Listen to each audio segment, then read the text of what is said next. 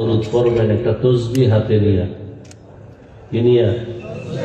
তসবিহ হাতে নিয়া ওযু সহকারে কতবার? 300 বার।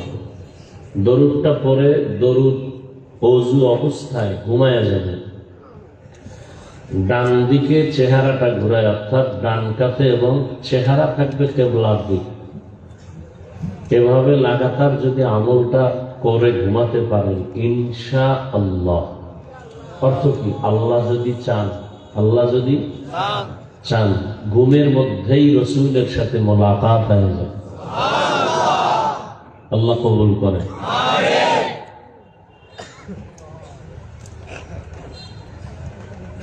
যাদের আয়োজনে আজকের এই প্রোগ্রাম, যে পরিষদ, যুবক, এলাকাবাসী প্রত্যেককেই আল্লাহ পাকের খেদমতের বরকতে দুনিয়াতে শান্তি, পরকালে চিরমুক্তির ব্যবস্থা করে দিন। গতকাল এবং আজ হযরত উলামায়ে কেরাম আলোচনা রেখেছেন, আপনারা আলোচনা শুনছেন। উলামায়ে কেরামের কথাগুলো সহি তরিকায় আমল করার তৌফিক দান করেন। উলামায়ে কেরামদের কথাগুলো সহি তরিকায় আমল করে চলার মতো তৌফিক আমাদেরকে দান করেন। উলামায়ে কেরামের ইজ্জতকে আল্লাহ বেশি বেশি বাড়ায় দেন। অন্যের জন্য দোয়া করলে রাসূলের হাদিস, এটা প্রথম নিজের কাজে কবুল হয়ে যায়। আপনারা দোয়া করতে এত পেরেশান কেন যে করবেন কিনা? অন্যের জন্য দোয়া বেশি বেশি করবেন তো আপনার কাজে বেশি লাগবে। অন্যের জানাজায় আপনি যাবেন, আপনার জানাজায় অনেক মানুষ আসবে। অন্যের উপকার করেন, আপনার উপকার চাওয়া লাগবে না, অটোমেটিক করার জন্য লোক তৈরি হয়ে যাবে। সহজ কথা। উলামায়ে কেরামের বিরুদ্ধে যারা লেখালেখি করে, ষড়যন্ত্র করে, আল্লাহ তাদের হেদায়েত দান করেন। যারা উলামায়ে কেরামের বিরোধিতা করে, মূলত তারা ইসলামেরই দুশমন। তারা কিসের দুশমন? কেন? কিয়ামত পর্যন্ত জমিনের কোনদিন নবীজি আসবেন কি? আপনাদের জানা মতে আসবেন? কক্সবাজারে মাঝে মাঝে আসবেন। সাহাবায়ে কেরামও আসবেন না। আইম্মায়ে কেরাম, বড় বড় আউলিয়ায়ে কেরাম আসবেন না। কিয়ামত পর্যন্ত এই জাতিকে দুনিয়ায় এবং আখিরাতে, ইহকাল এবং পরকালে শান্তির ঠিকানা দিবেন কোরআন সুন্নাহর আলোকে একমাত্র, শুধুমাত্র, কেবলমাত্র উলামায়ে কেরাম। আর কেউ? কথা বুঝার চেষ্টা করেন। আপনারা তো অনেক দামি মানুষ, শিক্ষিত মানুষ। আপনাদের শিক্ষা এবং জ্ঞানের তুলনায় আমরা টুপিওয়ালারা অনেক দুর্বল, অনেক বোকা। আপনারা নিজেরাই তো বলেন, আমি তো আর বানায় বলি না। আপনারা বলেন, এটা শুনাইলাম। আপনারা নিজেরাই বলেন, হুজুরেরা কি জানে? আমরাই তো সব জানি। আর আকামে ধরা খাইলে বলে আমরা না জেনে করে ফেলেছি। আর মাস্তানি করার সুযোগ পাইলেই বলে হুজুরেরা কি জানে। আর ধরা খাইলে কয় আমি না জেনে করেছি।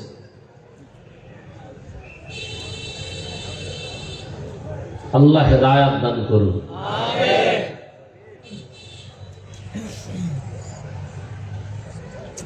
উলামায়ে কেরামের মাধ্যমে মানুষ দ্বীন শিখবে, ইসলাম শিখবে, দুনিয়ার সব বিষয়ের সমাধান পাবে, আখিরাতেরটা তো পাবেই। কিন্তু অধিকাংশ মানুষের ধারণা এরকম যে হুজুর বয়ান যা কিছু সব আখিরাতের জন্য, দুনিয়ার বিষয় হুজুরেরা কিছু বুঝেও না, আর এদের কাছে গিয়ে লাভও নেই। দুনিয়ার বিষয় আমরা দুনিয়াদারের পেছনে যাব। আমাকে একটু জবাব দিবেন আল্লাহর ওয়াস্তে, বেয়াদবি ক্ষমা চেয়ে নিচ্ছি। আল্লাহ যে কোরআন দিছেন, রসুলের আদর্শ হাদিস, এই কোরআন হাদিসের মধ্যে কি শুধু আখিরাতের কথাই আছে? কি মানুষের জীবনের সব বিষয়ের সমাধান আছে না নাই? কি পরকালেরটা না দুনিয়ারটাও? দুনিয়ার কোন বিষয়টা ইসলাম কোরআন হাদিসে নাই, যেটার জন্য কোনো বেঈমানের কাছে যেতে হবে? বলেন, সত্য কথাটা মানেন আর না মানেন, অন্তত সমর্থন দেন, স্বীকার করেন যে হ্যাঁ এটা সত্য। আমি মানি না এজন্য যে সমর্থন দেওয়া যাবে না, বিষয়টা তেমন না। কি আপনাদের ধারণা কি আল্লাহর দ্বীন ও ইসলাম কোরআন হাদিসের মধ্যে শুধু পরকালের সমাধান, দুনিয়ার সমাধান আছে? দুই একটা হয়তো নাই। কি আমি না বলছি আপনি সত্য কথাটা স্বীকার করতে? দুনিয়ার সব বিষয়ের সমাধান আছে। আপনারা এই দুনিয়ার সমাধান যদি থাকে, ব্যবসা করবেন কেমনে, চাকরি কিভাবে করবেন, সংসার পরিবার কিভাবে চালাবেন, রাষ্ট্র কিভাবে চালাবেন, এগুলো ইসলামে নাই, কোরআনে নাই। মানেন না কেন? কি সমস্যা? কি ধান্দাবাজি আর চান্দাবাজির পিছনে দৌড়ান কেন? তো বলেন যে আমরা কোরআন মানবো না, বলেন।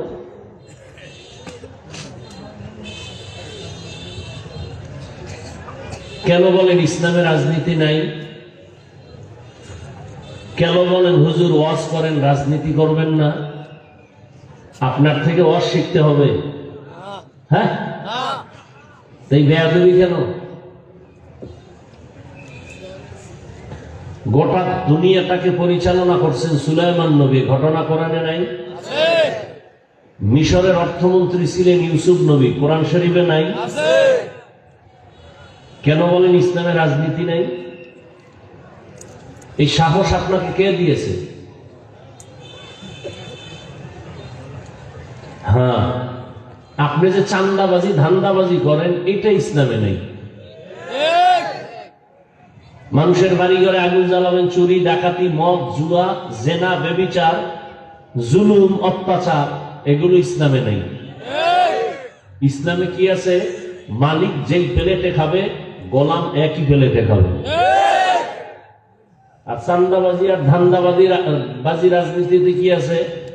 দামি খেজুর দিয়ে ইফতারি করবে মালিক, আর ফেলে দেওয়া রাস্তায় এগুলো দিয়ে ইফতারি করবে কর্মচারী, কাজের লোক। এই চান্দাবাজার ধান্দাবাজের ধান্দাই এগুলো। তো চান্দাবাজি ধান্দাবাজি দেখলেন তো বহু বছর। কই মক্কার জমিনে তো রসুল না আসার আগে কেউ শান্তি দিতে পারলো না। গোটা দুনিয়া তো নবরুদ্দাও চালাইছে, শান্তি তো দিতে পারে না। ফেরাউন তো চালাইছে, শান্তি তো দিতে পারে নাই। গাদ্দাফি চালাইলো, শান্তি তো দিতে পারলো না। শান্তি দিবে কেমন? মোবাইলওয়ালা মোবাইল বানাইয়া কিভাবে চালাইলে মোবাইলটা সঠিকভাবে চলবে, ক্যাটালগ তো মোবাইল কোম্পানি দিয়ে দিছে। মোবাইলে কথা চলে না কেন? ব্যালেন্স আছে বলে, হ্যাঁ ফুল ব্যালেন্স আছে। নেটওয়ার্কের সমস্যা না ফুল নেটওয়ার্ক? কি বিষয়? কথা কেটে গেল কেন? খুব হিসাব করে দেখলো মোবাইলে চার্জ নেই। কি নেই? নেটওয়ার্কও ঠিক আছে, ব্যালেন্সও আছে, কি নেই? এখন এটাকে চার্জ দিতে হবে। কিভাবে চার্জ দিতে হবে? যে মোবাইল এই বিদ্যুতের সাথে সম্পর্ক তৈরি করো। কি মোবাইলটা ধরে বাল্বের ওই বাতির লগে চাপ দিয়ে ধরো 2 মিনিট, তাহলে চার্জ চলে আসবে ডাইরেক্ট। আসবে? আসবে না। সিস্টেম কি শিখাই দিচ্ছে। এখন সিস্টেম যা ক্যাটালগে আছে, তুমিও পারো না, তোমার বাবাও পারে না, তুমি লেখাপড়াই জানো না। এখন কি করবা? এখন সমাধান হইল মোবাইল ঠিক করার মতো, চালানোর মতো বুদ্ধিমান ডাক্তার আছে, হসপিটালে বসে আছে, সার্ভিসিং সেন্টার। যাও সেখানে যাও, গিয়া তাদের কাছে দাও যে মোবাইলের সমস্যা কি সমাধান করো। জমিন আল্লাহ বানাইলেন, আসমান আল্লাহ সৃষ্টি করলেন, সূর্য আল্লাহর, চাঁদ আল্লাহর, বাতাস আল্লাহর, পানি আল্লাহর দেয়া, মাছ আল্লাহর দেয়া, খাদ্য দিতেছেন আল্লাহ, নিঃশ্বাস ফেলতেছি আল্লাহর, ঘুমের থেকে উঠাইতেছেন আল্লাহ, না উঠাইলে আর ঘুম থেকে উঠাবার সুযোগ নেই, সবকিছু আল্লাহ। সেই জমিনে আইসা আমরা কিভাবে চললে শান্তিতে চলতে পারবো? আল্লাহ তো সে ক্যাটালগ দিছেন, দেন নাই? আল্লাহ ক্যাটালগ দিছেন কোরআন দুইটা। কয়টা ক্যাটালগ? দুইটা। একটা থিওরিক্যাল ক্যাটালগ আর একটা প্র্যাকটিক্যাল ক্যাটালগ। থিওরিক্যাল ক্যাটালগ কোরআন সুন্নাহ, প্র্যাকটিক্যাল ক্যাটালগ 4 দল: নবীগণ, সিদ্দিকগণ, শহীদগণ, সালেহগণ। নবী শেষ, রহমতের নবীর পরে কিয়ামত পর্যন্ত আর নতুন কোন নবী হইয়া আসবেন না। কিয়ামত পর্যন্ত যারা থাকবেন এরা প্র্যাকটিক্যাল ক্যাটালগ। থিওরিক্যাল ক্যাটালগ বুঝো না কোরআন সুন্নাহ, বুঝাবার জন্য পেছনে ডাক্তার লাগাই দিয়েছেন, কোচিং মাস্টার। এরা কোরআন সুন্নাহ ধরে ধরে ধরে ধরে বুঝাবে, এইভাবে নামাজ পড়ো, এইভাবে জিকির করো, এভাবে চললেই তোমার পরিবারে শান্তি, তোমার ঘরে শান্তি, বাহিরে শান্তি, সমাজে শান্তি, দোকানে শান্তি। ঠিক যারা এগুলো মেনে চলতেছে তারা আজ পর্যন্ত তারা শান্তিতে আছে, সম্মানও আছে। যত অশান্তিতে আছে যারা আল্লাহর দেওয়া ক্যাটালগ মানে না, তারা কি চোখের সামনে দেখতেছেন সব, এরপর মানতেছেন না। কারণ কি? কয় টাকার লোভে পইরা দাড়ি কাটছেন? এই যুবকেরা, কার পিছনে ঘুরে নামাজ ছাড়ছো? কি পাওয়ার আশায়? একটা টিনের ঘর পাবা? কিসের জন্য তুমি কার পেছনে ঘুরে নামাজ ছাড়ছো? তবে লিখে রাখো, যার পিছনে ঘুরে নামাজ বাদ দিছো সে কে? সে তোমার স্বার্থপর দুশ্মন। স্বার্থে আঘাত লাগলে দল থেকে নাম কাটবে না, লিখে রাখ, তোর কল্লা কেটে ফেলবে, লিখে রাখ। স্বার্থে আঘাত লাগলে দল থেকে নাম কাটবে, কথা না, কি কাটবে? কল্লা কাটবে, লিখে রাখ ভালো করে। সোনার বাংলা রাজনীতি, লিখে রাখো ভালো করে। শত্রু তোমাকে মারবে না। তুমি যার পিছনে যৌবন খরচ করতেছো, যার পিছনে ঘাম ছুটাইতেছো, সেই তোমাকে মারার জন্য ছুরি ধারাচ্ছে, রেডি দেখো। আমি বানায় বলতেছি, এই আকাম চলে না? চলে না? সত্য কথা না মানেন আর না মানেন, আমি প্রথমেই বলছি, অন্তত স্বীকার করেন যে হ্যাঁ আকাম চলে। আওয়ামী লীগের মানুষ মারার জন্য অন্য দল দরকার নাই, বিএনপির লোক সাইজ করার জন্য অন্য দল লাগবে না তো। ওই ভাগে একটু কম পড়লে এরাই লেগে যাবে। এখানে জামাতের লোক গিয়ে মারার দরকার নাই, আন্দোলনের লোক গিয়ে মারার দরকার নাই, তাবলিগের মারার দরকার নাই, কারণ সব স্বার্থপর ধান্দাবাজ। ধান্দায় কম পড়লি রেডি, এখানে সাইজ করে সাগরে বাসায় দাও, কারণ আমার ভাগে কম পড়তেছে ওর কারণে, ওরে মাইনাস করো। এগুলো চলে না? তোমার বেলায় চলবে কিনা এর কোন নিষেধাজ্ঞার কোন গ্যারান্টি আছে? এই জন্য আমি মাঝে মাঝে কই, তাড়াতাড়ি মরতে যদি চাও, অসম্মান হইয়া, ইজ্জত নিয়ে না, বেইজ্জতি হয়ে যদি দ্রুত মরতে চাও, চান্দাবাজি ধান্দাবাজিতে রাজনীতিতে যাও, আর না হয় ডবল বিয়া করো, ইজ্জত হারায় তাড়াতাড়ি মরবা। কথা যা কই মনে রাখো। আল্লাহ হেদায়েত দান করেন। রাগ করতেছেন? বেয়াদবি ক্ষমা চাইছি, আবারও ক্ষমা চাইলাম, লাগলে আরো চলে। কাউকে আঘাত করা আমার মাকসাদ না। এ সমাজে শান্তি আসুক। আপনারা কিভাবে ভাবেন যে ইসলাম এত দুর্বল? ওলামায়ে কেরাম ওয়াজ করবে আখিরাত নিয়ে, কেন? মানুষের জীবনের শুরু থেকে কিয়ামত পর্যন্ত সব বিষয়ের সমাধান দিয়ে আল্লাহ কোরআন দিয়েছেন। আপনি সমাধান অন্যদিকে খুঁজেন কেন? কোরআন তো এমন একটা কিতাব যার কোনো সংশোধনী নাই।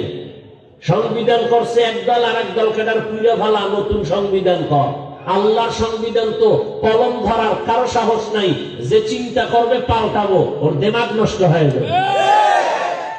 এটা মানেন না কেন?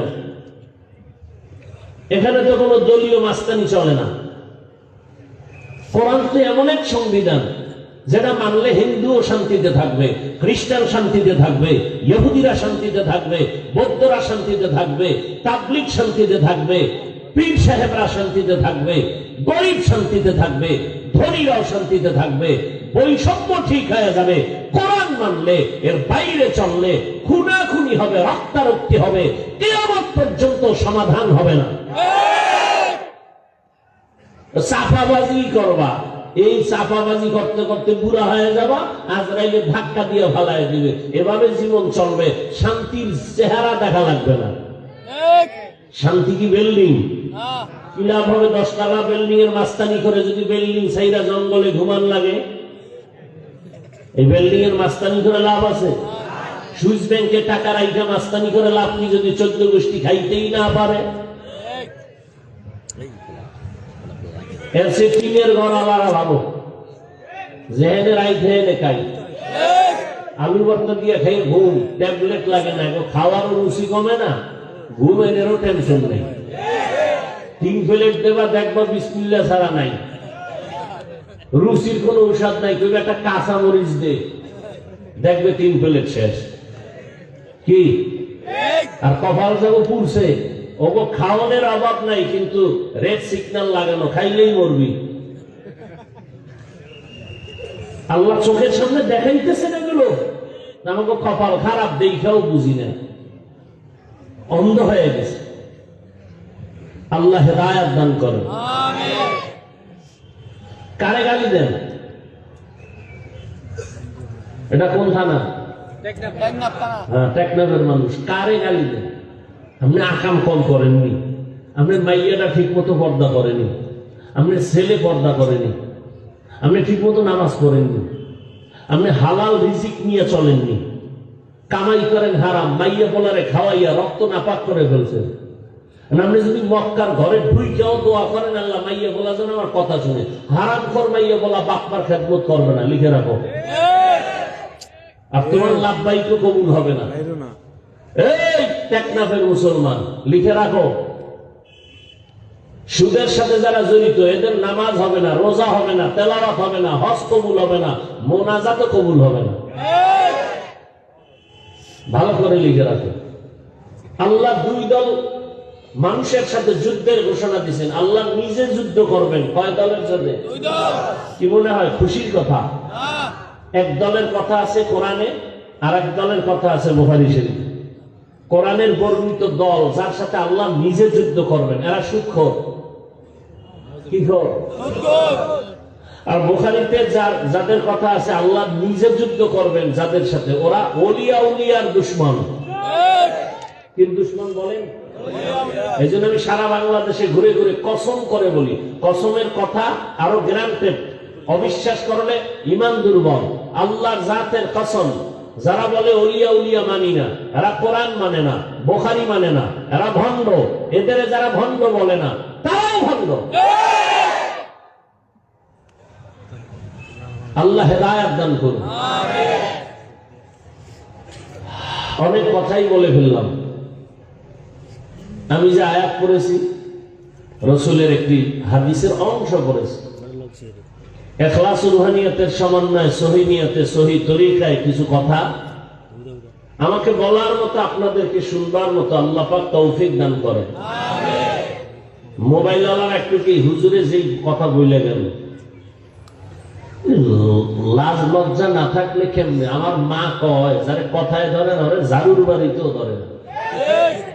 ওই ১৫০০ বছর আগে নবী বলে গেছেন, লা ঈমানা লিমান লা হায়া আলা, যাদের লজ্জা নেই ওদের ঈমান নেই।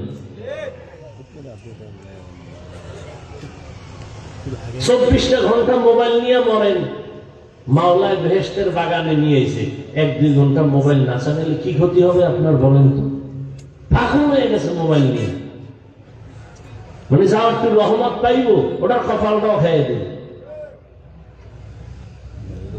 কপাল পুরলে আমি হাফিজুর রহমান কেন, মক্কা মদিনার ইমাম কেন, কপাল যদি পুড়ে যায়, রসুলের বয়ানেও কপাল খুলে না। মনে রাখো কথাগুলো যুবক বাবারা।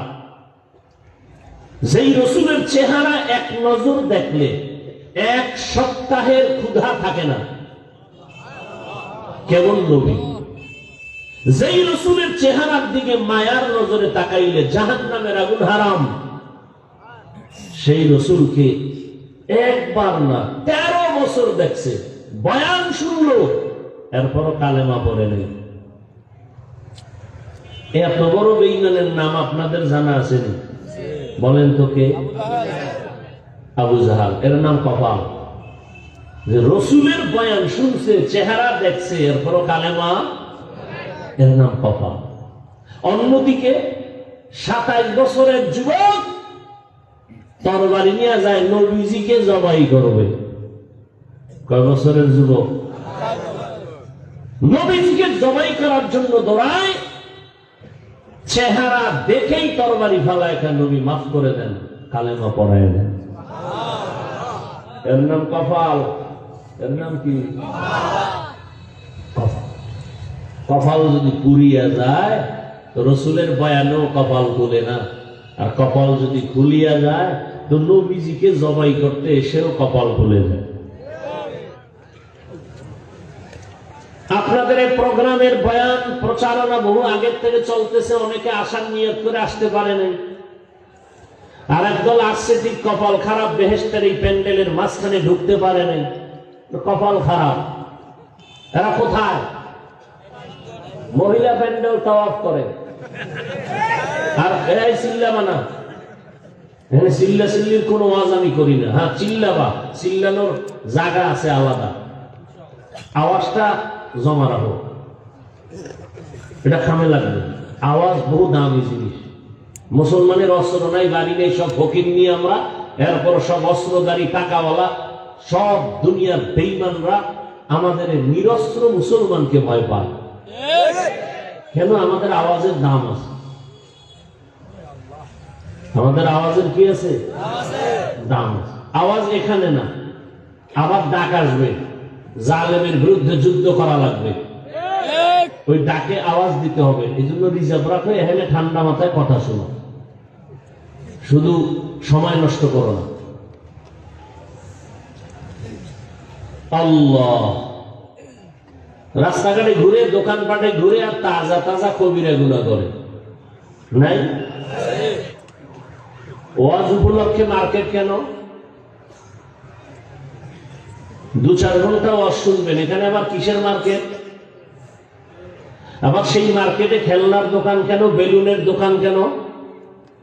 সেখানে বেপর্দা নারী ঢুকবে কেন, পুরুষ ঢুকবে কেন? এই নগদ তাজা কবিরা গুনার দায়ভার কে নিবে? এখানে না, সারা বাংলাদেশের হালাতেই, সব জায়গায় ওয়াজ এখন ফ্যাশন হয়ে গেছে। আমাদের বক্তাদের ওয়াজ করা পেশা, শ্রোতাদের বয়ান শোনা নেশা।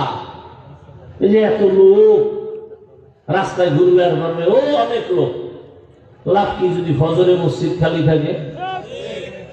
যে এত লোক এখানে, অধিকাংশ ফজর পড়ে নাই, জহুর পড়ে নাই, আসর পড়ে নাই, মাগরিব পড়ে নাই, এশাও পড়ে নাই। এরকম আশিকের রাসূল এখানে কেউ নাই? কত বড় বেয়াদব! এরপর নামাজ না পড়লে কি হবে? দিল পরিষ্কার। এরকম বেয়াদব আছে। আল্লাহ হেদায়েত দান করুন। وَأَمَّا مَنْ خَافَ مَقَامَ رَبِّهِ وَنَهَى النَّفْسَ عَنِ الْهَوَى فَإِنَّ الْجَنَّةَ هِيَ الْمَأْوَى। আল্লাহ তাআলা বলেন, হাসরের ময়দানে আমি আল্লাহর আদালতে দাঁড়াইয়া হিসাব দেওয়ার ভয়ে যারা দুনিয়াতে নিজেকে গুনাহ থেকে বাঁচায় রাখবেন, আমি আল্লাহ ওয়াদা করলাম তাকে বিনা হিসাবে জান্নাত দিয়ে দিব। রহমতের নবী বলেন, ইত্তাকিল মাহারিম তাকুন আ'বাদান নাস।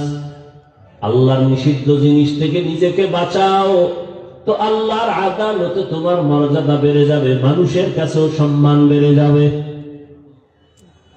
সম্মান বাড়াইবেন কে? আল্লাহ। আরে বাড়াইবেন মানে বাড়াইয়েই তো মানুষ বানাইছেন, তা বাড়াইবেন মানে মানুষ তো আল্লাহ বানাবার আগেই শ্রেষ্ঠত্ব দিয়া মানুষ বানাইছেন। মানুষ বানাইয়া শ্রেষ্ঠ মর্যাদা দেন নাই, শ্রেষ্ঠ মর্যাদা দিয়া মানুষ সৃষ্টি করছেন। ওয়ালাকাদ কাররামনা বানি আদম ওয়া হামালনাহুম ফিল বাররি ওয়াল বাহরি ওয়া রাযাকনাহুম মিনাত তাইয়্যিবাত ওয়া ফাদ্দালনাহুম আলা কাসীরিন মিম্মান খালাকনা তাফদীলা। বনি আদম বড় দামি, বানাইয়া দামি না বানানোর আগেই? জমিনের ভেতরে নূরের সৃষ্টি ফেরেশতারা শ্রেষ্ঠ না, আগুনের সৃষ্টি জিনেরাও শ্রেষ্ঠ না। আল্লাহর সিদ্ধান্ত একমাত্র মাটির সৃষ্টি মানুষ হলো শ্রেষ্ঠ। ঘোষণা কার? স্থায়ী না অস্থায়ী? বলেন। মানে নাই কে? বলেন। বক্তার এলেম আমল দিয়া বয়ান হয় না, বয়ান হইতে দুইটা পুঁজি লাগে। অমুক বক্তার বয়ান ভালো হইল না কেন, আমরা অনেকে বলি, আজীবন পারলে মনে রাখবেন বা লিখে রাখবেন, দুই পুঁজি না থাকলে ওখানে বয়ান ভালো হবে না। একটা পুঁজি বাতিনি আল্লাহর রহমত, আর একটা পুঁজি প্রকাশ্য জাহিরি শ্রোতাদের অন্তরের একনিষ্ঠ মহব্বত। এই দুই জিনিস যদি না থাকে বয়ান হয় না। যত বড় এলেমওয়ালা হোক, হেদমে বয়ান চলে না, আলোচনা চলে, বয়ান চলে না। কোন এক যুবকের পুলিশে ধুইরা নিয়া এমন থানায় আটকায় দিছে, বেতের বাড়ি কান্দে না। আর এটা এমন এক মজলিস যেখানে আল্লাহর প্রিয় বান্দারা বয়ান করেন, আর 200 হাত দূরে বৈশা যুবক হাউ মাউ করে কান্না করে। ভাবো বিবেক দিয়া, এই যুবক তারে মারলো কে, কাঁদে কেন? এটা সেই প্যান্ডেল, এটা সেই মজলিস। অতএব এটা চাকরিখানি কথা না। আলোচনা করা আর বয়ান করা এক না। আল্লাহ বুঝার তৌফিক দান করেন। নূরের সৃষ্টি ফেরেশতা শ্রেষ্ঠ না, আগুনের সৃষ্টি জিন শ্রেষ্ঠ না, একমাত্র মাটির সৃষ্টি মানুষ হলো শ্রেষ্ঠ। সিদ্ধান্ত কার? স্থায়ী নয় স্থায়ী? মানে নাই কে? ইবলিস মানে নাই। কেন? গায়ের জোরে কয় না, যুক্তির ব্যানারে মানে নাই। আল্লাহ বলেন, আমি মানুষকে সৃষ্টির শ্রেষ্ঠ মর্যাদা দিয়া বানাইছি। মানুষ এতটা আমি জমিনের মধ্যে চলার মতো আমি রাস্তা করে দিয়েছি, পানির মধ্যে চলার মতো উত্তম ব্যবস্থা করে দিয়েছি। যেই লোহা পানির মধ্যে ছেড়ে দিলে নিচে যায়, ডুবে যায়, মানুষের মেধা খাটাইয়া ওই মানুষ ওই লোহা দিয়া স্টিমার বানাইয়া সমুদ্রের ভেতরে চলে, এক দেশ থেকে ভিন্ন দেশে যায়। আমি আল্লাহ এই মানুষের জন্য উত্তম খানার আয়োজন করেছি। গর্তের পিপিলিকার খানাও আমি দেই, উড়ন্ত পাখির পেটের খানাটাও আমি দেই। সমুদ্রের ভেতরে হাজার কোটি কোটি কোটি ধরনের মাছ, এগুলোর খানাও আমি আল্লাহ দেই। জঙ্গলের প্রাণী আছে হাজার হাজারের খানাও আমি দেই, মানুষের খানাও আমি দেই। তবে মানুষের খানার মতো সুস্বাদু, মজাদার, পিওর, হালাল খানা জমিনে আর কাউকে দেওয়া হয় না। মানুষ ভাত খাবা, চাল কাবারে দিয়ে দিছি যাতে ক্ষতি না হয়। রুটি খাবা, কোনটা কাবারে ঢুকাই দিছি যাতে তোমার ক্ষতি না হয়। তুমি তরমুজ খাবা, কাবারে ঢুকাই দিছি। তুমি আপেল খাবা, কাবার করা। আমি আল্লাহ পাক গোশত খাবা, তাও কাবার দিয়ে দিছি, পশমের কাবার। সব খানা কাবার দিলাম। মাছগুলো খাইবা, সেখানেও কাবার লাগাই দিছি। কাবার ফালাইয়া এরপরে প্রসেসিং করে সুন্দর করে রান্না করো।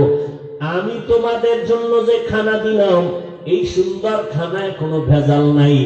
যদি কোনো ভেজাল থেকে থাকে, বেঈমান মানুষ ভেজাল ঢুকাইছে, আমি আল্লাহ কোনো খানায় ভেজাল ঢুকাই নাই। নিমখারাম মানুষ। এজন্য আমি এক বয়ানে সেদিন বলেছি, পশুর এত ক্ষতি করে না, মানুষ হইয়া মানুষের যেই পরিমাণ ক্ষতি করে। একটা পশু, একটা কুত্তা তার বাচ্চার ক্ষতি করে না, একটা বিলাই তার জাতি বিলাইয়ের ক্ষতি করে না, একটা শিয়াল তার জাতি ভাই শিয়ালের ক্ষতি করে না, নদীর মধ্যে মাছের ক্ষতি করে না। মানুষ এত বড় নিমখারাম, মানুষ হইয়া মানুষের 24টা ঘন্টাই খালি ক্ষতির কল্পনা। ওরে মারা যায় কেমনে, ওর দোকানের লস কেমনে হবে, ওরে কেমনে সমাজে লজ্জা দেওয়া যায়, ঠিক নেই? 24 ঘন্টা খালি আকামেরই চিন্তা ভাবনা নিয়ে। ঘুমের মধ্যে আকামের চিন্তা, ঘুম থেকে উঠাও ক্ষতির চিন্তা। কেমন মানুষ হইলা? قال رسول الله صلى الله عليه وآله وسلم خير الناس من ينفع الناس। আল্লাহর নবী বলেন, দুনিয়াতে সবথেকে ভালো মানুষ ওই ব্যক্তি যার দ্বারা অন্যের উপকার হয়, ক্ষতি হয় না। এরে আমার কলিজার যুবক বাবারা, দুনিয়াতে আসার থেকে কি উপকার করেছো? তোমার ব্যবহারে মা কষ্ট পাইয়া বসে আছে। তোমার আচরণ এত খারাপ, চরিত্র এত খারাপ, তোমার আচরণে মাও বেজার, বাবা বেজার, শিক্ষক বেজার, আলেম ওলামা বেজার, মুরব্বীরাও বেজার, বন্ধুরাও বেজার। মনে মনে চাই তুই এখন যদি মইরা যাও সবাই খুশি। মাও বলবে একটা চরিত্রহীন মরে গেছে, আমি বিপদ থেকে বেঁচে গেলাম। মনে মনে বলবে, যদি উপরে কাঁদবে সন্তানের মায়া, কিন্তু মনে মনে খুশি একটা বেয়াদব মরে গেল, কারণ এর চরিত্রর কারণে মানুষের কাছে আমি মা লজ্জা পাই। কি অর্জন করলা জীবনে? যে ভাবসাব দেখাও মনে হয় বড় বুজুর্গ, অথচ সবার বড়দোয়ার চাদরে আটকানো আছে। ভয় লাগে কোন সময় চাকার তলে মাথা ঢুকে যায়, কখন ঘুমের মধ্যে আজরাইল এসে যায়। আল্লাহ হেদায়েতের দৌলত দান করে। তো মানুষ বড় দামি। এই মানুষ যদি আবার নিজেকে হালাল পন্থায় চালাও তো মর্যাদা বেড়ে যাবে। মর্যাদা বাড়ার মানে কি? মর্যাদা বাড়ার এক ব্যাখ্যা হলো, সমস্ত মাখলুকতের মধ্যে মানুষ দামি, আবার এই মানুষের মধ্যে যারা ঈমানওয়ালা তারা আরো দামি।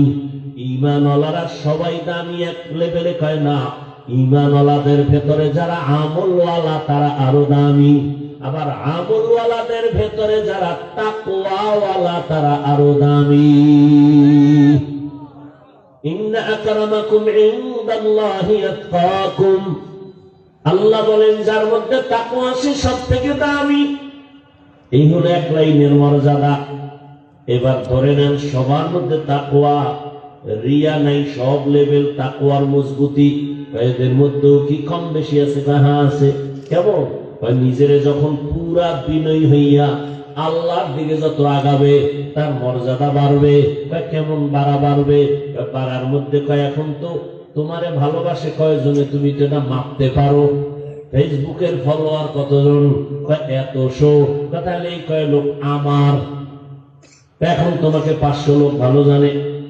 যদি আল্লাহর জন্য তৈরি হয়ে যাও তোমাকে কোটি মানুষ ভালো জানবে। আরো যদি মজবুত হও তাকওয়ার উপরে, তোমাকে 18 কোটি সবাই ভালো জানবে। এখন তোমাকে মুমিনেরা ভালো জানে, এরপরে আল্লাহ সম্মান বাড়াইলে বেঈমানেরাও ভালো জানবে। যদি আরো মজবুত হও, এখন শুধু মানুষ ভালো জানে, এক পর্যায়ে জঙ্গলের প্রাণীরাও তোমাকে ভালো জানবে, মহব্বত করবে। তোমার কথায় এখন মানুষ উঠে আর বসে। মর্যাদা আল্লাহ বাড়াইলে তোমার কথায় জঙ্গলের বাঘ উঠবে আর বসবে, নদীর মাছ উঠবে আর বসবে। ইতিহাস আছে তো। তুমি অন্ধ, তুমি বধির, তুমি জানো না, তো তোমার বুঝাবো কেমনে? এক অন্ধ শুকায় যেতেছে, একজনে কয় গাভীর দুধ খা, শরীর মোটা তাজা হবে। অন্ধকার আমি তো দুধ চিনি না, দুধ কেমন? কয় সাদা। কয় সাদা কেমন? কয়েকটা প্রাণী আছে বক, বক আছে না, বকের মতো কয় বকটা কেমন, কয় ধান কাটা কাশির মতো বাঁকা, কাশি কেমন, এবার হাত ধরে দেখাইছে এই বাঁকা।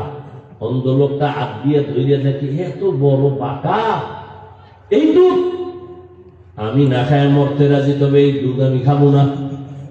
দরকার নাই ভাই, আমার দরকার নাই। তুমি অন্ধ, তুমি বাঁধি, তোমাকে বুঝাবো কিভাবে যে এটাই শান্তির পথ? যদি বুঝদা, এই যে এখানে আমরা সবাই বসছি, আমি টুপিওয়ালা হই আর যাই হই, আমাকে পরিচয় তো আসো আমরা মুসলমান। আপনার আমার আল্লাহ দুইজন না এক? আপনার আমার নবী, আপনার কোরআন আমার কোরআন, আপনাদের কাবা আমার কাবা, আপনাদের ধর্ম আমার ধর্ম, আপনাদের কালেমা আমার কালেমা। দুনিয়াতে আসছি সিস্টেম এক, বিদায় বেলা কাফনের সংখ্যা 3টা, তাও এক, মহিলাদের 5টা এক, কালার হবে আলাদা। কি হবে? কি কালার? কালার নিয়েও কিলে গেলি চলে, চলে না? কে সাদা, কে কালো, কে সবুজ, এ নিয়েও কিলে গেলি। কাফনের কালারও এক, কবরের সাইজও এক, কবরের মধ্যে প্রশ্ন 3টা, তাও এক। কে ধনী, কে গরিব, কে আলেম না, সবার বেলায় প্রশ্ন এক, কাফন এক, কালার এক, কবরের সাইজ এক, আল্লাহ এক, নবী এক, কোরআন এক, কাবা এক, ধর্ম এক, কালেমা এক। কি তাহলে আপনাদের বয়ান করবো কেন? বয়ান তো করবো হিন্দুদেরকে, যারা আল্লাহ চিনে না, কোরআন চিনে না, ইসলাম বুঝে না। বয়ান তো খ্রিস্টানদের করবো, আপনাদের কেন বয়ান করবো? আপনারা তো কোরআন বুঝেন, ইসলাম বুঝেন, আল্লাহ চিনেন, নবী চিনেন, কারণ কি? অথচ ওদেরকে বয়ান করার টাইম কই? 12 মাস আপনাদের পেছনে ঘুরতে ঘুরতে ঘুরতে ঘুরতে অল্প বয়সে অসুস্থ। শুধু কি আমি একা? হাজার হাজার আলেম আপনাদের পেছনে সময় দেয়। তাবলীগওয়ালাদের মেহনত, পীর মাশায়েখের মেহনত, বক্তাদের মেহনত, জুমার খতিব ইমামদের মেহনত, হাজারো আলেমের মেহনত, এরপরও ফলাফল জিরো। সে আগের সুদখোর এখনো সুদ খায়, আগের ঘুষখোর এখনো ঘুষ খায়। করোনার মতো গজব দিয়েও বাঙালির ঘাড় সোজা করতে পারে নাই, এখনো তেরা, এখনো আলেমের গালি দেয়। এরকম বেয়াদব নাই? বড় দুঃখ, বয়ান কর্মবিধর্মী কি আপনাকে কেন বয়ান? অথচ আপনাকে এত বয়ানের পরে বুঝলাম না কি হলো। আমি মুসলমান, টুপি খুলতে চাই না, আর আপনি কেমন ভিআইপি মুসলমান যে টুপি দিতেই চান না। আমি দাড়ি কাটলে লজ্জা পাই, আপনি কেমন ভিআইপি মুসলমান যে দাড়ি রাখতে লজ্জা পান। আমি নামাজ না পড়লে লজ্জা পাই, আর আপনি কেমন মুসলমান যে নামাজ পড়তে গেলে লজ্জা পান। আমি কেমন মুসলমান বুঝি না, কি আপনারা ভুলে আছেন না আমরা ভুলে আছি? ও আমার যুবক বাবারা, যদি বলো হাফিজ ভাই তোমরা ভুলে আছো আমরা ঠিক, তাহলে কোরআন হাদিস থেকে দলিল দেখায়া দাও বাস্তবে। আমি এখন দাড়ি কেটে ফেলবো, নামাজ বাদ দিয়ে তোমার লাইনে প্যান্ট শার্ট টাই লাগায় নাচ গান শুরু করবো। আর যদি বলো না না আপনারা ওলামায়ে কেরাম সঠিক লাইনে আছেন, আমরা শয়তানের ধোকায় পড়ে ভুলে আছি, তাহলে আমি বিনয়ের সাথে বলবো পা দুটো আগায় দাও। আমি পায়ে হাত রেখে বলবো, আর দাড়ি কেটে আমার নবীরে কষ্ট দিও না, নামাজ ছাড়িয়ে আমার আল্লাহকে কষ্ট দিও না রে বাবা। আমি যে তোমাদের সামনে কথা বলতেছি, ও আমার কলিজার যুবক, একবারও কিন্তু বলি নাই হুজুর হও, আমার মতো পাঁচকল্লি লাগাও। আমি কওমি মাদ্রাসার সন্তান, তুমিও কওমি মাদ্রাসায় যাও। আমি তাবলীগের লাইনের সন্তান, তুমি তাবলীগে যাও। আমি পীরের মুরিদ, তুমিও পীরের কাছে যাও। না হয় জাহান্নামে যাইবা, একবারও বলি নাই, বলবো না, ভয় নাই। তবে আমি কি বলবো শুনো, আল্লাহর আদালতে দাঁড়াইয়া হিসাব দেওয়ার ভয় অন্তরে জমা করে নিজেকে আদর্শওয়ালা বানাও। স্কুলে পড়ো, কলেজে পড়ো, চাকরি করো, ব্যবসা করো, কোনো বাধা নাই। ডাক্তার হও, ইঞ্জিনিয়ার হও, প্রফেসর হও, সাংবাদিক হও, উকিল হও, ওসি ডিসিএসপি হও, এমপি মন্ত্রী হও। তবে আমার জীবনের বড় দাবি যুবক বাবাদের কাছে, জীবনে বেয়াদব হইবা না। ডাক্তার হও, বেয়াদব হইও না। ইঞ্জিনিয়ার হও, বেয়াদব হইও না। বলতে পারো হাফিজ ভাই বেয়াদব হব না, তার ব্যাখ্যা কি? বলে 3 জায়গায় বেয়াদবি করবা না। জীবনে যদি গলায় ছুরিও লাগে, 3 জায়গায় বেয়াদবি যেন না হয়। যদি হয় তোমার আর আগে বিছানায় পড়ে যাবি। ভালো করে মনে রাখিও যুবক বাবারা, 1 নম্বরে মা বাবার সাথে বেয়াদবি করবা না, শিক্ষকের সাথে বেয়াদবি করবা না, 3 উলামায়ে কেরামের সাথে বেয়াদবি করবা না। মা বাবার কষ্ট দিলে যদি বদদোয়া লেগে যায়, মরার আগে পঙ্গু হয়ে পড়ে যাবি। যদি শিক্ষকের কষ্ট দেওয়ার বদদোয়া তোর কপালে লাগে, লেখাপড়া হারিয়ে যাবি। আলেমের সাথে বেয়াদবি করে যদি কষ্ট দাও, বদদোয়া কপালে লেগে গেলে চরিত্র আর জীবনে ভালো করতে পারবা না। অতএব তুমি যত বড় ইঞ্জিনিয়ার হও না কেন, চরিত্র যদি ঠিক না থাকে, সব জায়গায় তাসলিমার মতো জুতার বাড়ি খাবি। ডাক্তার হইয়াও তোর কপালে শান্তি নাই। আর যদি সবার দোয়া নিয়ে চলো, তাহলে ডাক্তার হলে শুধু টেকনাফ না, পুরা বাংলাদেশের মধ্যে সম্মান বেড়ে যাবে। সবাই মাথায় নিয়ে সম্মান করবে। আল্লাহ পারে না? পারে না? সেজন্য তোমার চরিত্র ঠিক রাখতে হবে, নিজেকে সুস্থ রাখতে হবে। মা বাবার দোয়া, শিক্ষকের দোয়া, উলামায়ে কেরামের দোয়া লাগবে। এই সবগুলো জবাই করতেছো গজবের মোবাইল দিয়া। চরিত্র শেষ। তোমার মধ্যে আছে বলতে কিচ্ছু নাই। মোবাইল তোমাকে ধ্বংস করে ফেলেছে, তোমার খবর নেই। আছে শুধু রুহু। রুহুটা আজরাইল নিয়ে গেলে তুমিও নেই। কোরআন শরীফ মাথায় লইয়া কইল এই জাতি মানতে চাইবে না, কপাল পুড়ছে না। ওর মা ছাড়তে রাজি, মোবাইল ছাড়বে না। বাপ ছাড়তে রাজি, মোবাইল ছাড়বে না। খানা ছাড়বে, মোবাইল ছাড়বে না। ওর কপালে এমন পড়া পুড়ছে। সারা রাত দরওয়াজা জানালা বন্ধ করে মোবাইলটা সামনে নিয়ে সারা রাত চোখের জিনা, কানের জিনা, জবানের জিনা, অন্তরের জিনা। এই মোবাইল দেখতে দেখতে দেখতে দেখতে চেহারা নষ্ট, কিডনি নষ্ট, হার্ট নষ্ট, ব্রেন দুর্বল। চোখের পাওয়ার কমছে, কানের পাওয়ার, জবানের সব কিছু দুর্বল। পরীক্ষা করো হসপিটালে গিয়া, তোমার বিশ্বাস হয় খুলবে না। এটা একটু আগেই বললাম। আল্লাহ হেদায়েত দান করুন। হায় হায়, লেখাপড়া শেষ, চরিত্র শেষ, কিচ্ছু নাই মোবাইলের কারণে। চরিত্র নেই। এরপরও তো মানুষের একটা শখ থাকে যে এই জিনিসটা করবো করবো কইরে যখন ফেলছি এবার ফিরে যাই, এরপরও ফিরলাম। জীবনে তো কম নামাজ ছাড়লাম, আর কত নামাজ ছাড়তে হবে বলো? আর কতবার নামাজ ছাড়লে তোমার আশা পূরণ হবে? তারপরে তওবা করবা। বয়ান চলতেছে, এত বয়ান, এত বয়ান, এত বয়ান। না খাইয়ে মানুষ বয়ান শুনে, মাটির মধ্যে বয়ান হচ্ছে, বালুর মধ্যে বয়ান শুনে, জানে বয়ানের পরে খাওয়ান নাই, কিছু নেই, এরপর কষ্ট করে শুনে। মানে না কেন? মানে না কেন?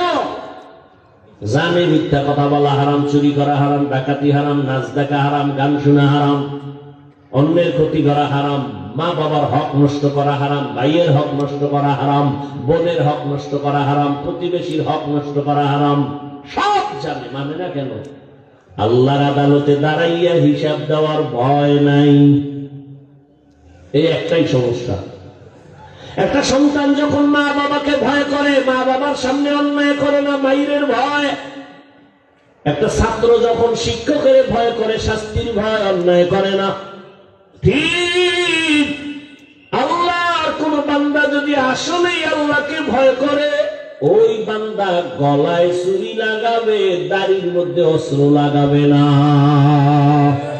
হর কে দারত খৌফে হক দর দিল মদাম জন্নতুল মাওয়া দেহদ রামাকাম জুজবা হকচি জে মখাজ ইনসুজা ফজলে উ আমস্তে দর জুমলা জাহাঁ। বাদশাহ হারুন রশিদের নাম শুনছেন? কথা বলেন না কেন? তার স্ত্রীর নাম কি?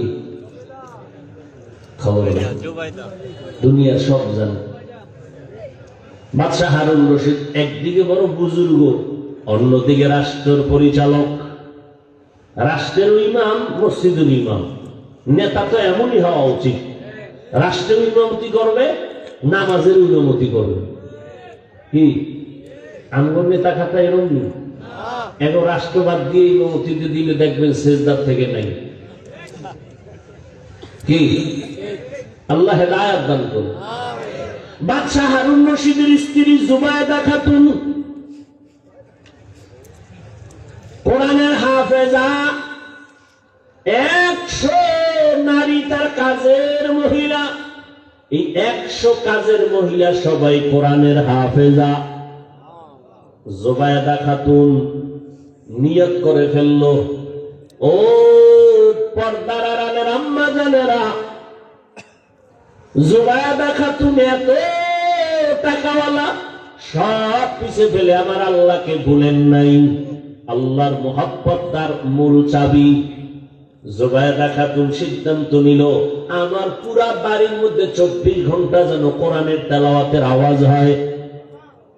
100 মহিলা কোরআনে হাফেজা ভাগ করে দিল, তুমি আধা ঘন্টা কোরআন পড়ো, এরপরে কাজে নামো। তুমি 20 মিনিট কোরআন পড়ো, তারপরে কাজে নামবা। এরপরে আর এক মহিলা, তুমি 20 মিনিট কোরআন পড়ো, তারপরে কাজে নামো। এমন ভাবে শিডিউল করে দিছে, 24টা ঘন্টা জুবায়দা খাতুনের বাড়ি শুধু তেলাওয়াতের আওয়াজ। আমাদের আম্মাজানরা কি পরিমাণ করে, আমরা কি পরিমাণ করে না, আমরাই করি না। সারাটা বছর একটা খতম দিতে পারি না, কপাল কত খারাপ। অনেক কপাল পড়ার ঘরে কোরআন শরীফ আছে, বছর বছর হয়ে গেল, জীবনে খুইলাও দেখে নাই ভেতরটা কেমন। ওদিকে আর এক দল আল্লাহর বান্দারা কাটা খায় লবণের ছিটা দিয়া কয়, কোরআনের অর্থ না যাই না পড়লে লাভ নাই। এমনি তো নাচনেওয়ালা বুড়ি, আরো যদি পায় ঢোলের বাড়ি। এমনি কোরআন পড়ে না, সুযোগ আর একটা পাইছে, অর্থ না যাই না পড়লে লাভ নাই, ঘর থেকে কোরআন নামা, তাড়াতাড়ি দূরে সরা, এটি পারি নেই, বর্তমান নিয়ে লাভ নাই, নামা ঘর থেকে। কি উপকারটা করছে। এই জন্য বললাম, ও টেকনাফের মুসলমান, ইসলামের ক্ষতি ইহুদি খ্রিস্টান হিন্দু বৌদ্ধ কি করেছে? ইসলামের ক্ষতি আমার দেশে ইসলামওয়ালারা বেশি করেছে। প্রত্যেকটা পদে পদে ইসলামের ক্ষতি হিন্দু করেনি, ইহুদি করেনি, খ্রিস্টান করেনি, বৌদ্ধরা করেনি, নামদারি মুসলমান মুনাফিকেরা করেছে, এখনো করতেছে। আমি আপনাদের পাও ধরে ধরে ধরে ধরে বুঝায় বুঝায় বয়ান করি, বেশি বেশি আমল করবেন। আর একদল আল্লাহর বান্দারা কয় বেশি আমল লাগে না। কই যাবেন আপনারা? আমি আপনাদের পায়ে ধরে বলি আমল করেন। দুনিয়াতে যারা লাভবান হয়েছে শুধু মূল ডিউটি করে লাভবান হয় নাই, সবাই ওভার ডিউটি করে লাভবান হয়েছে। কি ডিউটি? Over duty. ঠিক আখিরাতের লাইনে যারা দামি হবে, মূল ডিউটি করে দামি হবে না, ওভার ডিউটি করার কারণে দামি হয়ে যাবে। 5 বেলার নামাজ পড়া মূল ডিউটি ফরজ, ইশরাক আওয়াবিন চাষ তাহাজ্জুদের নামাজ ওভার ডিউটি নফল। ফরজই ভরে না, নফল দিয়ে কি করবে? শুনে রাখেন, বলে গেলাম, আপনারা বেশি বেশি হাদিস কম, আমি হাদিস বলে যাই, লিখে রাখেন। কিয়ামতের ময়দানে ফরজ আমলের ত্রুটি পূরণ হবে নফলের আমল দিয়া। আপনার নফলই নাই তো কেমনে পূরণ করবেন ফরজের ঘাটতি? কোন ধান্দায় পড়ে আছেন আল্লাহই ভালো জানেন।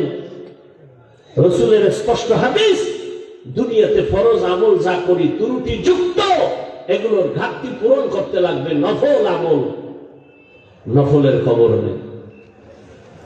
আল্লাহ হেদায়েত দান করুন। আপনি বলেন আমল লাগে না, আর আমি চ্যালেঞ্জ দিয়ে বয়ান করি সারা দেশে, আল্লাহ মানুষ বানাইছে নই আমল করার জন্য। আর আপনি কানে হেডফোন লাগায়া বয়ান শুনেন, হেডফোন লাগায়া লেকচার শুনেন, আমল লাগে না। আর আমি পাও ধরে সারা দেশে বয়ান করি, আল্লাহ মানুষ বানাইছেনি আমলের পরীক্ষার জন্য। শুনেন আয়াত, আল্লাযী খালাকাল মাউতা ওয়াল হায়াতা লিয়াবলুয়াকুম আইয়ুকুম আহসানু আমালা। আল্লাহ মানুষ বানাবার একমাত্র কারণ আল্লাহ পাক পরীক্ষা করে যাচাই করে দেখবে কারা উত্তম আমল করে। ফরজ আমলের ত্রুটিগুলো মুক্ত হবে নফল আমলের দ্বারা। রহমতের নবী আবার সারা রাত, আজকেও গাড়িতে বৈশা বৈশা রাসূলের হাদিস দেখলাম, তাহাজ্জুদের ফজিলতের হাদিস দেখলাম।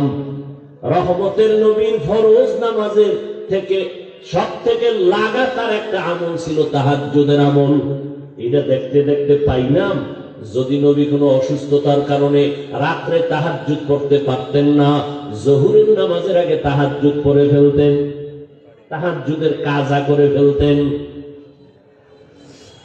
আর আমাদের কে ধান্দায় ভালা একটা আমল লাগে না। আল্লাহ হেদায়েত দান করুন। এত ফিতনা ধর্ম নিয়া, ইসলাম নিয়া এই বাংলাদেশে ভাষা নাই বলা। নিজের কপালে পুষে অন্যের কপাল পরাবার ফিকিরে নামছে। বাদশাহ হারুন রশিদ তিনি একদিন রাস্তার রাজপ্রাসাদে অনেক বড় বড় আলেমরে দাওয়াত দিলেন। বলবো উলামায়ে কেরামের কাফেলা চলে আসলেন হারুন রশিদের রাজপ্রাসাদে, সুন্দর মেহমানের আপ্যায়নের ব্যবস্থা করলেন। উলামায়ে কেরাম আপ্যায়িত হলেন, সব খাইয়ে লইয়া রাজপ্রাসাদে বসছেন। বাদশাহ হারুন রশিদ শুধু রাষ্ট্রের নেতা না, আল্লাহর প্রিয় একজন বুজুর্গ বান্দা। তো আলেম বসি গায়ে, এই হুজুরেরা কেমন খাইলেন? আলহামদুলিল্লাহ। মেহমানদারি ঠিকঠাক হয়েছে? বলে আলহামদুলিল্লাহ। তো আপনাদের ডাকছি, জিগাইবেন না কেন ডাকছি? জি বাদশাহ মহারাজ কেন ডাকছেন? বেশি আমার একটা জিনিস জানার জন্য ডাকছি। কি? আমাকে আপনারা সমস্ত আলেমরা বলবেন, আজকে আমাকে ফতোয়া দিয়া যাবেন। আমি বাদশাহ হারুন রশিদ আপনারা চিনেন তো? কাহা চিনি। আমাকে বলেন আমি জান্নাতি নাকি আমি জাহান্নামী, বাস এটার ফতোয়া দিয়া যাবেন, আর কিছু না। সব উলামায়ে কেরাম এক আওয়াজ দিলেন, কে জান্নাতি কে জাহান্নামী দুনিয়ার কোন আলেমের বলার ক্ষমতা নাই। হ্যাঁ এতটুকু বলা যাবে, আপনি ভালো কাজ করেন তো জান্নাতের পথে আছেন, জান্নাতি বলা যাবে না। আপনি অন্যায় করেন বলা যাবে জাহান্নামের পথে আছেন, কিন্তু জাহান্নামী বলা যাবে না। বাদশাহ হারুন রশিদ মজাক করে, কথা আমি খাওয়াই হইল, যেই পরিমাণ খাওয়াইলাম একটা লাইন তো কইরে দিবেন। জান্নাতিও বলতে পারবেন না, জাহান্নামীও বলতে পারবেন না, তা আমি আপনাকে খাওয়াইয়া লাভ হইল। দুঃখ সমাধান পেলাম না, বিদায় দিবেন ভাব।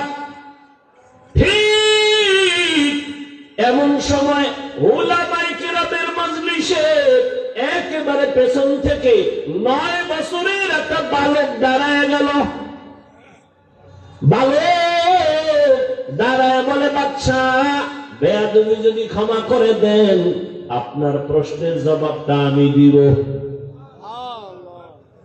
যেই তাহলে বিড়ি টানো, সুবহানাল্লাহ,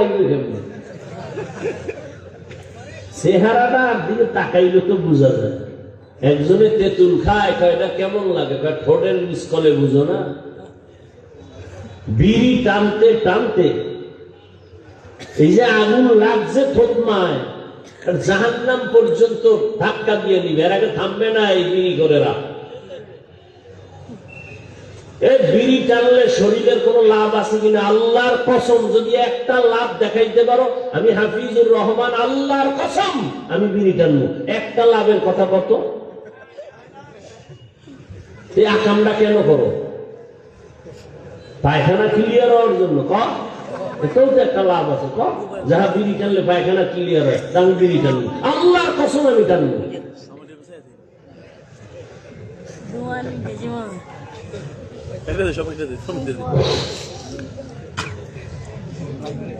সুবহানাল্লাহ না, সারাদিন গালি, জবানে গীবত, শেখায়াত, এই জবানে নেক আমল আসবে কিভাবে? নেক আওয়াজ আসবে কিভাবে? 9 বছরের বালক দাঁড়ায় বলে, বাদশা যদি অনুমতি দেন আমি আপনার প্রশ্নের জবাব দিব। বাদশা হারুন রশিদ খুশি হয়ে দাও, দেও কইলেইব না, সিস্টেম অনুযায়ী সামনে নিয়ে আসেন। উজিরে আজম তাড়াতাড়ি বাচ্চাটাকে সামনে আনো। 9 বছরের বালক দাঁড়ায় একায়। বাদশা প্রশ্নটা আবার করেন। প্রশ্ন হলো, আমি হারুন রশিদ জান্নাতি না জাহান্নামী? বাচ্চা 9 বছরের বালক কয়, জবাব দেওয়ার আগে আমার কথা আছে। বলো কি? কয়, যে প্রশ্ন করে সে বড় না যে জবাব দেয় সে বড়? বাদশা হারুন রশিদ কয়, জবাব দেনেওয়ালা তো খানিকটা বড়। বেয়াদবি মাফ কইরা আমারে সিংহাসনে বসা, আপনি নিচে আসেন। বাদশা হারুন রশিদ তো বেয়াদব না, দুনিয়াদার সম্রাট না, সে তো আখিরাত মুখী একজন বাদশা। যখনই বলছে ওজিরে আজম রে কয়, তাড়াতাড়ি বাচ্চাটাকে সিংহাসনে আনো, নিচে বিছানা দাও, আমি নিচে বলবো। 9 বছরের বালকের সিংহাসনে বসাইয়া বাদশা হারুন রশিদ নিচে গিয়া বসলেন। এবার বাচ্চা 9 বছরের বালক সিংহাসনে বইয়েই ডাক দিয়া কয়, রে বাদশা, বেয়াদবি মাফ করবেন। প্রথম আমি আপনাকে বলবো, কোরআনের এলেম থাকলে তো সম্মান এমনই হয়। বুঝেননি কিছু? 9 বছরের বালক প্রথম ইনজেকশন দিয়ে দিল। কোরআনের এলেম থাকলে তো সম্মান এমনই হয়। এত বড় নামি দামি বাচ্চা নিচে বসিয়া 9 বছরের বালকের সিংহাসনে বসাইছে। চেহারায় বসে নাই, আল্লাহ দেওয়া এলেমের বরকতে এখানে বসা হয়েছে। মেরা এজাজু করদান বেহিসাব, খলকে রাদাদান জওয়াবে বাসওয়াব, হক না দারত দুস্তে খলকা জারেরা, নিস্তে ই খসলত একে দিনদারেরা। সম্মান কে দেয়? আল্লাহ দেওয়া সম্মান কত দামি জানো? চেয়ারম্যানের চেয়ারের মেয়াদ শেষ, এমপির মেয়াদ শেষ, মন্ত্রীর মেয়াদ শেষ, কিন্তু কোরআনওয়ালাদের চেয়ারের কোনো মেয়াদই নাই। আমার মেয়াদ কত? 5 বছর, 20 বছর, মেয়াদই নেই। শেষ কিসের? টাকা দিয়া সম্মান যদি কিনো, প্রথমে ফুলের মালা, ফাইনালে জুতার মালা। আর আমার আল্লাহ যদি সম্মান দেয়, দুনিয়ার বাদশাহ, পরকালো বাদশাহ। यहाँ हम सब मुसाफिर दिल न लगा,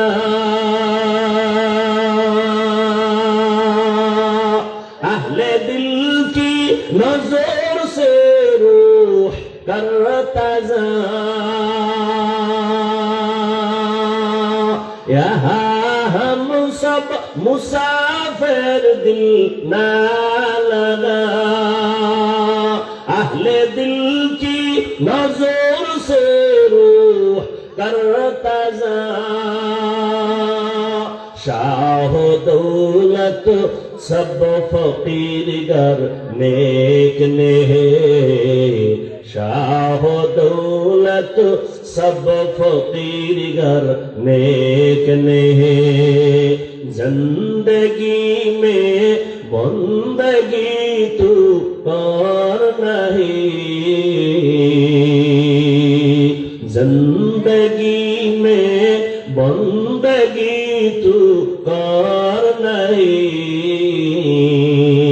जिंदगी में बंदगी शर्मिंदा है, जिंदगी में बंदगी शर्मिंदा है, जिंदगी में बंदगी कुन बंदगी, बंदगी बे जिंदगी शर्मिंदगी। এরে আমার কলিজার যুবক বাবারা, ও বৃদ্ধ বাবাজি, ও পর্দার আড়ালের মা বোনেরা, 9 বছরের বালক সিংহাসনে বসিয়াই ভাষণ দিয়া দিল, এলেমের সম্মান তো এমনই হয়। আল্লাহ এলেমের কারণে আল্লাহ সম্মান দিছে। আমার চেহারা টেকনাফের চেয়ারে বসায় নাই। যত সম্মান আমার আল্লাহর দেওয়া, আর কারো দেওয়া না। সম্মান দিছে কে? আল্লাহ সম্মান দিছেন। এই কারণে হাজারো মানুষ খাওয়ার চিন্তা নাই, ঘুমের চিন্তা নাই, বসার চিন্তা নাই, যে যেখানে আছে ওইভাবেই আছে, কিং কর্তব্য বিমূঢ় হয়ে আছে। কোথায় কোনো খেয়াল নাই, কই বাড়ি, কই গাড়ি, কই টাকা, কই খাওন, কোনো চিন্তাই মাথায় চাপে না, শুধু বয়ান শুনতেছে। এটা বাবার দেওয়া না, আমার আল্লাহ তাআলার দেওয়া।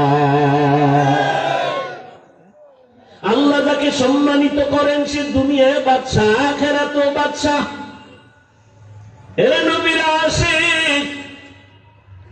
ওই 9 বছরের বালক এবার ডাক দিয়ে কয়, বাদশা আপনি প্রশ্নটা আবার করেন।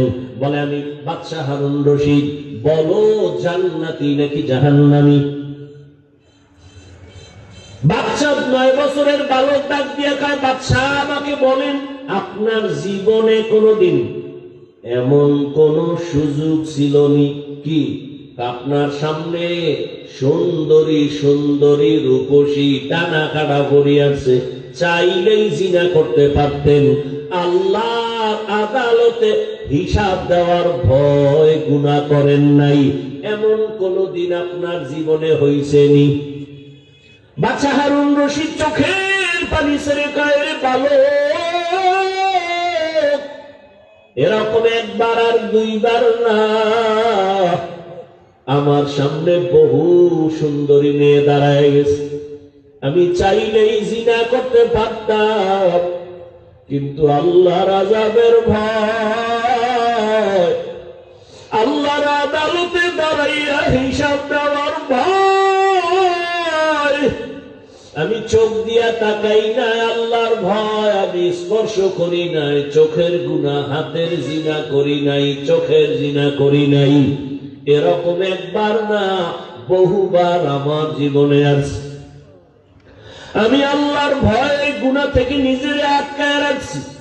ও আমার কলিজার যুবক, দুইটা পায়ে হাত রাইখা বলি, রে বাবা, জীবনে তো রাতের বেলা মোবাইলে জিনা কম করলা না, আর কত রাত জিনা করলে তোমার আশা পূরণ হবে, তারপরে তওবা করবা। ও আমার কলিজার যুবক বাবারা, মনে চাইছে পার্কে পার্কে দৌড়াবা, দৌড়াইছো, এখন কি তওবা করবা না?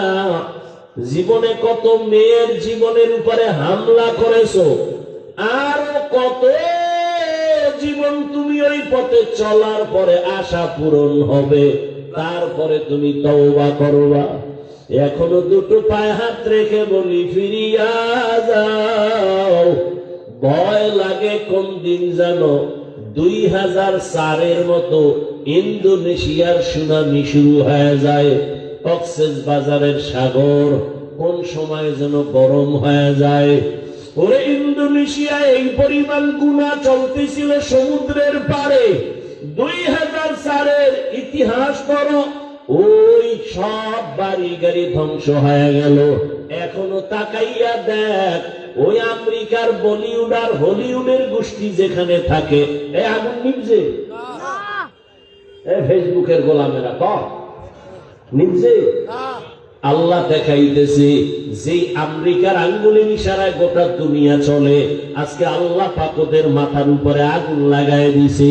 ওর 14 গোষ্ঠীর ক্ষমতা নাই ওই আগুনকে নিয়ন্ত্রণ করবে। ও আল্লাহর বান্দারা, আমার তো ভয় লাগে, আল্লাহর কসম করে বলি, আমি দিল থেকে বলি, কক্সেস বাজারে যখনই ঢুকি আমার ভয়। আল্লাহ যদি একটু ইশারা দিয়ে দেয় সমুদ্র গরম হয়ে যা, ঘুমের মধ্যে দেখবি কক্সবাজার জেলা সুদ্ধা সাগরের তলে চলে যাবে। শরীয়তপুরের নড়িয়া থানার মানুষ ঘুমায় রইছে, ওই নদিয়া ইসা বাড়ি সুদ্ধা পানির তলে, মানুষ ছিল ঘুমের ভেতরে, সব চলে গেল। গ্রামকে গ্রাম পানির নিচে চলে গেল। ও যুবক, ও বৃদ্ধ বাবাজি, ও পর্দার আড়ালের মা, একটা ঘরের মধ্যে 4টা-5টা রুম। এক রুমে ছেলে ঘুমায়, আর এক রুমে মাইয়া ঘুমায়, আর এক রুমে বাপ মা ঘুমায়। প্রত্যেকটা রুমে রুমে মোবাইলের জেনা চলে। মাইয়াও মোবাইল দিয়া জেনা, সারা রাত কবিরা গুনাহ দেখে। ছেলেটাও তার রুমের মধ্যে কবিরা গুনাহ দেখে মোবাইল দিয়া। ওদিকে তার মা বাবাও মোবাইল চালায়। মনে হয় যেন এত গুনাহ চলতেছে ঘরে ঘরে, ঘুমের মধ্যে ঠাডা পড়বে। ঘুম থেকে উঠা দেখবে তার চেহারাটা বানর হয়ে গেছে। এই গজব কেন আসে না? মুহাম্মদের উম্মত হওয়ার কারণে আসে না। চিনলি না রে বাবা সেই রহমতের নবী আমার? বাদশাহ হারুন রশিদ কাঁদে আর কয়, বলো আমি চাইলেই জিনা করতে পারতাম, কিন্তু আমি আল্লাহর আযাবের ভয়, একবার আর দুইবার না বহুবার আমি সুযোগ পাইয়াও গুনাহ করি নাই। 9 বছরের বালক ডাক দিয়া কয়, আমি চ্যালেঞ্জ দিয়া গেলাম, আপনি বিনা হিসাবে জান্নাতি। ওলামায়ে কেরাম সব দাঁড়ায় গেল। এই বালক, আমরা সব আলেম ওলামারা এই সিদ্ধান্ত দিতে পারি নাই কে জান্নাতি কে জাহান্নামী। 9 বছরের বালক, তুমি কেমনে বলেছো বাদশাহ হারুন রশিদ জান্নাতি? 9 বছরের বালক ডাক দিয়া কয়, থামো, আমি দলিল দিব কোরআন শরীফ থেকে। নাও, কোরআনের দলিল নাও। আল্লাহ কোরআনে ওয়াদা করেছেন, ওয়া আম্মা মান খাফা মাকামা রাব্বিহি ওয়া নাহান নাফসা আনিল হাওয়া ফাইন্নাল জান্নাতা হিয়াল মাওয়া। যারা আল্লাহর আদালতে হিসাবের ভয়ে গুনাহ থেকে নিজেকে বাঁচাইয়া রাখবে, আল্লাহ ওয়াদা করেন নিশ্চয়ই আমি তাকে জান্নাত দিব বিনা হিসাবে। আলেমরা চুপ হয়ে গেল। এবার খুঁজলো যে এই 9 বছরের বালক এই যে কথা বলছে, এখন তার কথায় মনে হয় আমরা এতগুলো আলেম তার সামনে দুর্বল, এই বাচ্চাটা মনে হয় সবল, সাধারণ কোনো বালক না। ইতিহাস নাও, ছেলেটাকে খুঁজতে খুঁজতে খুঁজতে খুঁজতে ঠিকানা নিয়ে দেখে এটা সাধারণ কোনো বালক না, ভবিষ্যৎ জমানার ইমাম হবে ইমাম শাফিঈ রাহমাতুল্লাহ আলাইহি। ও আমার পর্দার আড়ালের মা বোনেরা, ও আমার যুবক বাবারা, পাও দুইটা ধরিয়া বলি, আর কত নামাজ ছাইরা মাওলার থেকে দূরে যাইবা? কোন দিন মরণ হবে জানা নাই।